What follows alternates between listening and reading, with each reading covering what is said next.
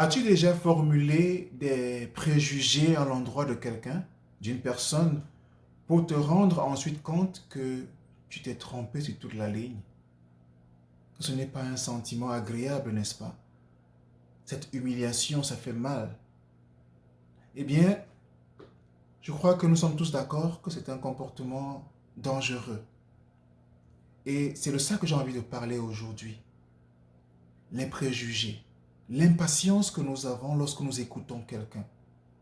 Et je voudrais m'appuyer un peu sur ce texte des Proverbes 18, au verset 13, qui dit que celui qui répond avant d'avoir écouté fait un acte de folie et s'attire la confusion.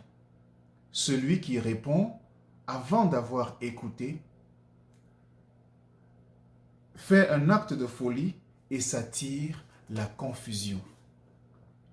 Combien de fois avons-nous été coupables de ce genre de comportement? Lorsqu'une personne dit une chose, à peine elle a terminé, que nous avons déjà quelque chose à dire à notre tour. On a cette impatience qui nous pousse à parler parce qu'on croit qu'on sait déjà ce que ça veut dire.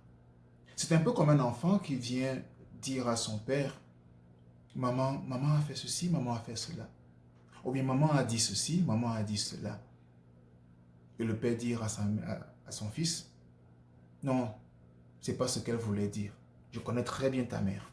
Quand elle dit un truc comme ça, c'est parce que. Tu connais ce genre de comportement, n'est-ce pas? Ou alors en entreprise, à propos d'un collègue, tu vas dire, ah, lui, il est toujours comme ça. Il est toujours comme ça. OK? Donc, s'il fait ça, c'est parce que. Oui, il est possible qu'effectivement, des gens se comportent de cette façon-là et que ce soit une répétition d'une action ou bien d'une habitude ou d'un comportement que tu as souvent observé. Mais est-ce que c'est toujours le cas? Moi, j'ai une règle simple. Personne n'a raison à 100% et personne n'a tort à 100%. Chacun a sa part de responsabilité. Celui qui parle sans avoir écouté fait un acte de folie. Les préjugés que nous avons, les préjugés que nous nourrissons au sujet d'une personne nous empêchent de véritablement voir qui cette personne est. Que ce soit ton partenaire de vie, ton mari ou ta femme, que ce soit tes enfants, que ce soit les membres de ta famille, que ce soit les membres de ton équipe en entreprise. Formuler des préjugés à l'endroit d'une personne peut devenir une source d'humiliation et de confusion. Parce que très vite, tu vas te rendre compte qu'en fait, les préjugés que tu as formulés étaient mal placés. Est-ce qu'il y a des cas où les préjugés se confirment? Oui, absolument. Il y a des cas où ça se confirme. Mais il y a aussi des cas où ça ne se confirme pas. Je crois aussi que lorsqu'on formule ces préjugés-là, on est en train de mettre une étiquette sur l'autre. Et personne n'aime être étiqueté. Surtout lorsque cette personne arrive à découvrir qu'elle a été étiquetée. C'est un problème. Moi, je n'aime pas être étiqueté. Et je parie que toi aussi, tu n'aimes pas être étiqueté. Alors, pourquoi est-ce qu'on le ferait? Pourquoi est-ce qu'on ne réussirait pas à faire le recul nécessaire qui nous empêcherait d'étiqueter les gens, d'avoir ces préjugés au sujet des gens? Parce qu'on nous dit bien que celui qui écoute, celui qui parle avant d'avoir écouté, fait acte de folie. Et la confusion le guette. Et l'humiliation le guette. Donc, notre envie de vouloir démontrer qu'on sait tout, qu'on comprend tout, qu'on connaît tout, peut être une source d'humiliation pour nous. Parce que qu'est-ce qu'on dit aussi? L'humilité précède la gloire. Quand on accepte qu'on ne sait pas, quand on accepte qu'on s'est trompé, quand on accepte que l'autre peut avoir raison, on commence à faire preuve d'une certaine sagesse. Le monde dans lequel nous vivons a nécessairement besoin, a définitivement besoin de cette sagesse-là. Parce que c'est elle qui va nous permettre de renforcer les liens entre les membres de notre société. C'est parce que je fais preuve de cette sagesse-là que je peux mieux comprendre mon épouse.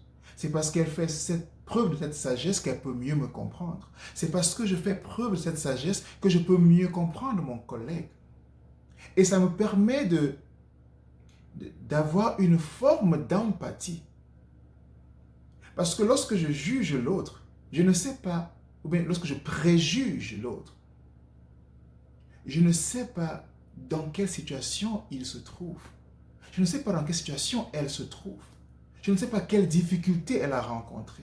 Je ne sais pas quel challenge il a vécu. Et donc, je suis en train de jeter le bébé avec l'eau du bain. J'aurais pu être cette personne-là qui intervient dans la vie de cet ami, de ce partenaire de vie, de ce collègue, pour lui dire, ah, je vois que tu passes des moments difficiles. Comment est-ce que je peux t'aider? Quelle contribution est-ce que je peux apporter? Comment je peux t'aider à avoir ou bien à alléger la charge que tu es en train de porter? Donc, préjuger, c'est-à-dire préjuger à l'avance, nous empêche d'exprimer notre humanité. Et c'est une folie. Parce que 3 choses vont permettre que nous soyons épanouis sur la terre. C'est notre esprit de créativité. Parce que toute routine est nuisible. Toute routine est dommageable. Je veux dire la routine, c'est-à-dire la répétition. Faire la même chose encore et encore et encore et encore. À la fin, on trouve que c'est ennuyeux. Il y a la créativité. Il y a la contribution. La contribution fait appel à ce que nous apportons, à notre participation, à l'impact que nous créons. Et enfin, la connexion. La connexion suppose que on veut être en communion, on veut être connecté avec les autres. Alors, lorsque je préjuge, je suis en train de rompre cette connexion-là. Je ne me donne pas la permission d'exprimer mon humanité, d'exprimer la divinité qui est en moi, qui recherche cette connexion-là. Il faut donc que je sois capable de développer un sens de l'écoute qui me permet d'être justement à l'écoute de l'autre. Pas seulement de ce qu'il dit, pas seulement des mots qu'elle utilise, mais aussi du sentiment qu'il y a derrière. Parce que si je veux être utile, si je veux aider, il faut que je sois capable de voir ce qui est invisible. Il faut que je sois capable d'entendre ce qui n'est pas dit. Et c'est pour ça que j'aime ce passage que j'ai partagé avec toi aujourd'hui. Non seulement parce que ça nous permet d'exprimer notre humanité, de comprendre que l'autre a peut-être besoin de nous.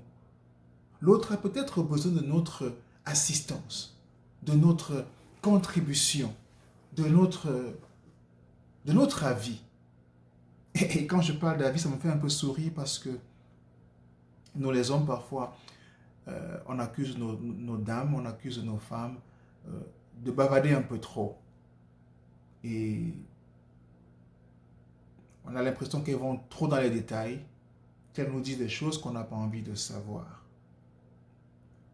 Et je crois que cette impatience que nous avons, ce préjugé que nous avons également, nous empêche de comprendre l'essence même de leur personne et la raison d'être de ce qu'elles sont en train de faire ou de ce qu'elles sont en train de dire. Parce que parfois lorsqu'une femme te parle, elle n'est pas forcément en train de te demander ton avis. Elle n'est pas forcément en train de te demander de dire quelque chose. Il y a des cas où elle veut que tu dises quelque chose. Mais il y a des cas où le simple fait de l'écouter et une écoute active permet qu'elle se sente bien. Parce qu'elle a envie de partager. Pas parce qu'en face, elle va recevoir un retour. Pas parce qu'en face, elle va recevoir une observation. Elle n'en a pas besoin. Elle veut simplement savoir que celui qui est en face est capable de recevoir avec un certain respect ce qu'elle a à nous partager. Et quand je vais plus loin, ce n'est pas simplement une question de femme, mais c'est aussi une question d'être humain de façon générale. Lorsque tu parles et tu te rends compte que la personne qui est en face de toi est en train de regarder son téléphone, le message que tu reçois est le suivant. Ce que je dis n'est pas important. Et très souvent, on associe ce qu'on est en train de dire à notre propre personne. Donc, ce que je dis n'est pas important. Qui je suis n'est pas important également. Simplement parce que l'autre en face n'a pas pris la peine de te regarder quand tu parles. Ou bien n'a pas pris la peine de t'écouter de façon active. Pendant que tu parles, il est en train de pianoter sur son téléphone. Donc, développer une écoute active, tout comme éviter de préjugés, nous permet d'exprimer notre humanité, notre divinité. Et c'est là une façon d'écouter de façon active et de respecter l'autre pour justement éviter que la confusion qui peut arriver, l'humiliation qui peut arriver du fait qu'on a parlé trop tôt sans écouter puisse effectivement ne pas avoir lieu. Une autre solution, en plus de l'écoute active que j'ai envie de proposer, c'est de marquer une pause avant de parler. C'est-à-dire que, comme le texte nous dit, celui qui répond avant d'avoir écouté fait acte de folie et s'attire la confusion. Donc, il faut donc marquer une pause et ne pas répondre tout de suite. Pourquoi la pause est importante? La pause est importante parce qu'elle nous permet de prendre le temps d'écouter nous-mêmes ce qui se passe dans notre esprit, d'observer nous-mêmes ce qui se passe dans notre esprit. Ce qui veut dire qu'on ne va pas répondre du tic au tac.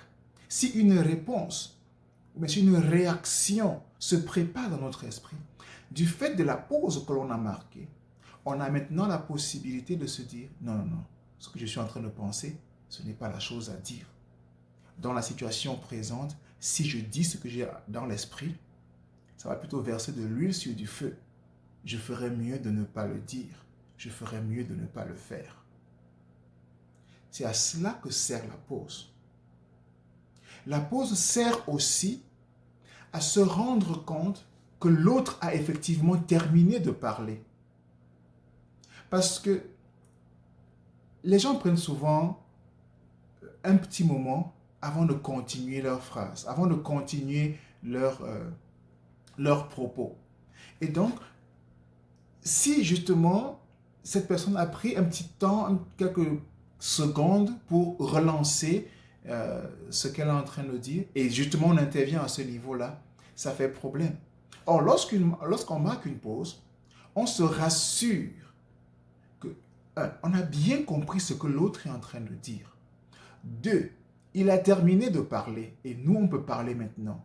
Et 3, ce qui se passe dans notre tête correspond à une bonne action qu'il faut poser maintenant. Si ce n'est pas le cas, très rapidement, on switch et on passe à autre chose. Donc, réussir à marquer cette pause-là nous permet de faire vraiment la différence. Et c'est vraiment important. Je sais que ce n'est pas toujours facile.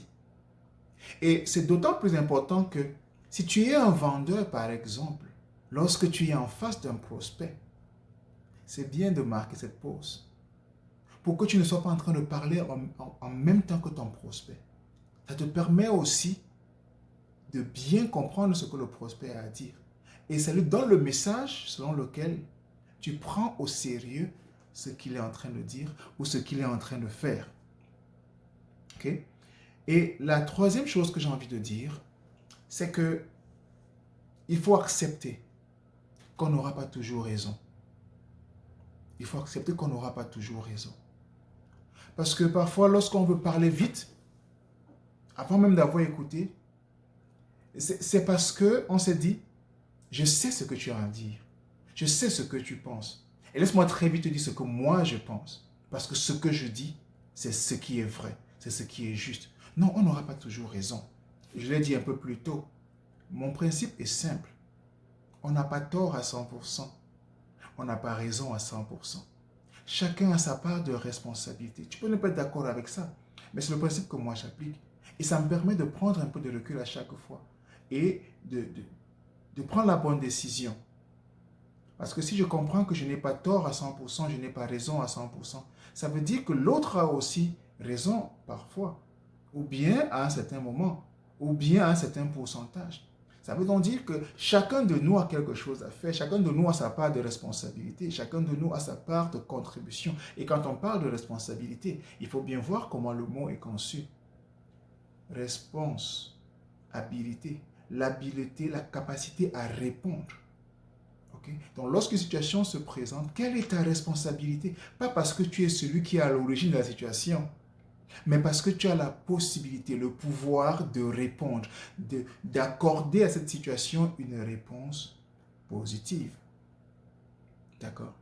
Donc, par rapport au texte que j'ai lu aujourd'hui, et pour nous éviter de tomber dans le piège des préjugés, et pour nous aider à avoir une communication efficace et effective, il faut justement éviter les préjugés.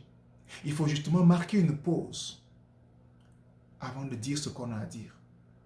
Il faut justement prendre le temps d'écouter de façon active ce que l'autre a à dire. Et il faut accepter qu'on n'aura pas toujours raison. Il y a des moments où on a tort. Et il faut accepter quand on a tort qu'on a effectivement tort. Parce que ça permet aussi à l'autre de voir notre grandeur d'esprit. J'espère que ça a été utile. J'espère que ce que nous nous sommes dit aujourd'hui au sujet des préjugés te permet de corriger une ou deux choses si tu ne les faisais pas encore. J'espère que ça a été une vraie bénédiction pour toi et ta famille.